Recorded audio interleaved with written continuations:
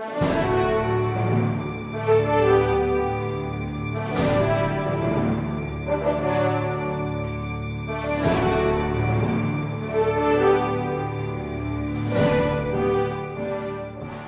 has spoken about a chilling effect on the judiciary.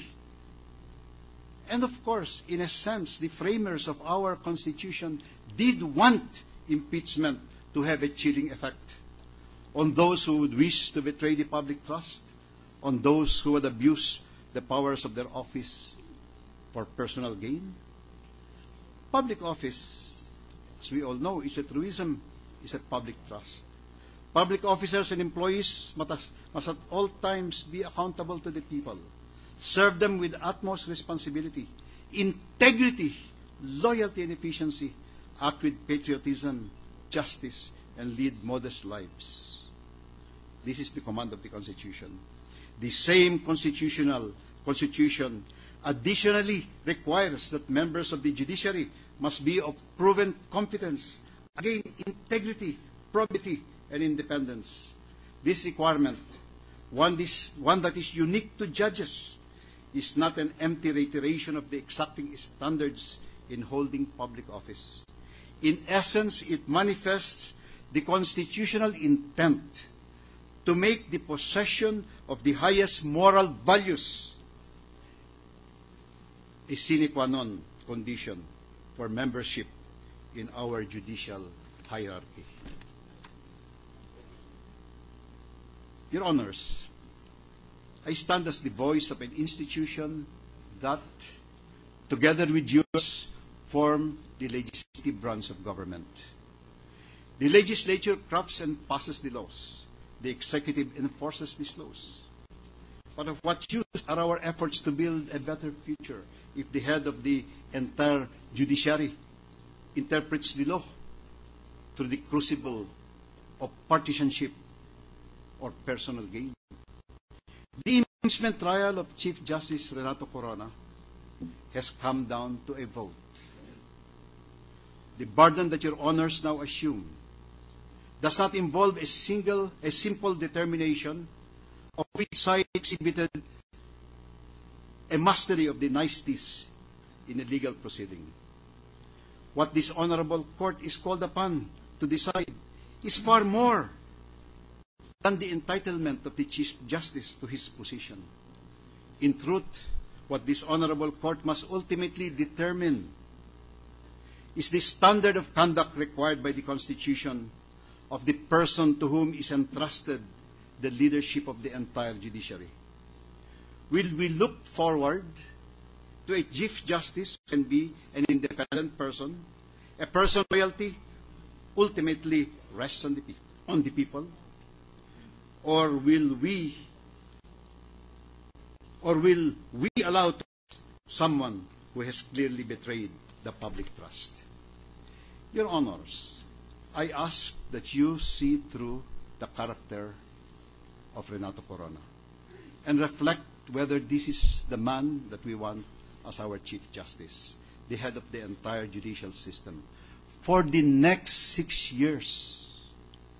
And I ask that you vote according to conscience and the evidence and find Chief Justice Renato Corona guilty.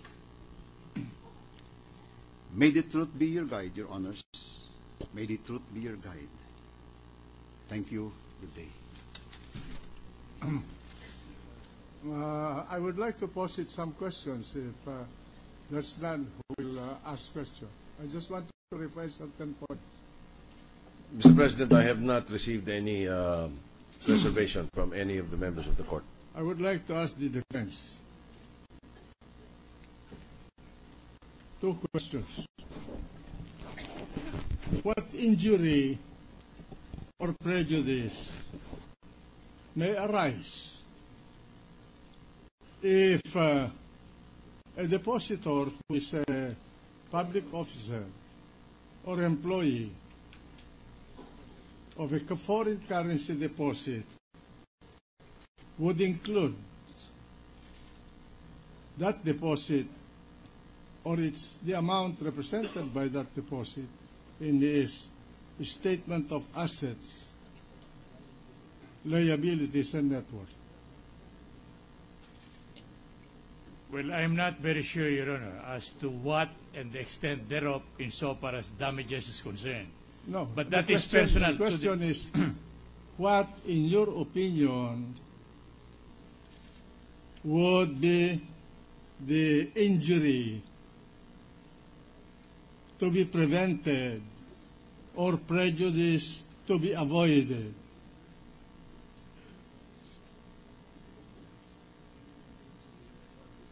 Warranting the depositor of a foreign currency deposit to be permitted not to include his foreign currency deposit in his statement of assets, liabilities, and net worth if he is a public officer or a public employee.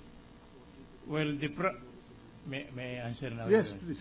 The probability of, let's say, kidnapping, extortion, and so on may come into the picture, Your Honor, because especially with the present trend of criminality in the country today, there is no assurance that one is immune from any of these offenses, Your Honor.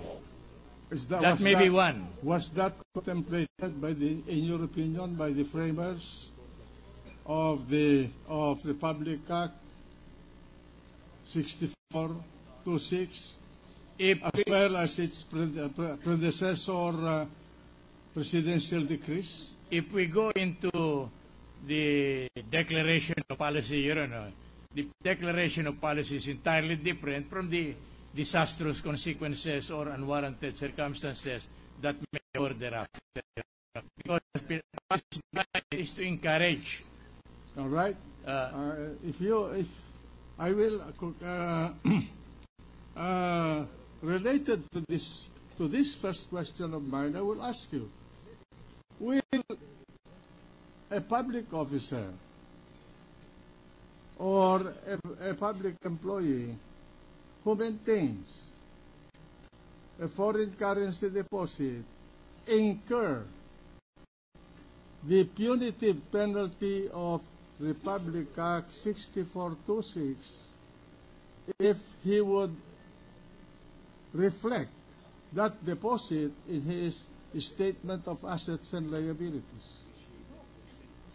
Well, I do not see, Your Honor, that probability, but it could amount to a vitiated consent, Your Honor, as contradistinguished from voluntary permission on the part of the depositor, Your Honor. You see, I ask this question because we are forgetting that the law allows the enforcer of secrecy law in this country, monetary secrecy law, that prohibits or proscribes the depositor from revealing his own deposit. What is prohibited is for third parties to reveal it, and that's why they're penalized. But the depositor is not. Now, that's my next question. Now, the next question is this.